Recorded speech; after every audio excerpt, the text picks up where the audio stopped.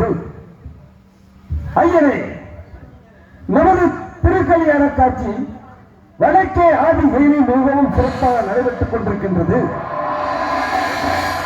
இவ்வேளையில் உலகம் சமநிலையாக இருந்தால் மிகவும் சிறப்பாக நடைபெறும் ஐயனே என்று தெரிவித்தார்.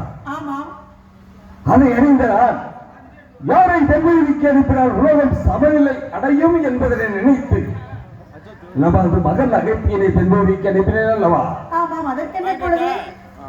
அண்ணன் திருமதி சென்றவர்கள் நமது திருக்கல்யாண காட்சியில் ஒரு சிறப்பாக நடைபெற்றது. உலகம் சமநிலை அடைந்தது.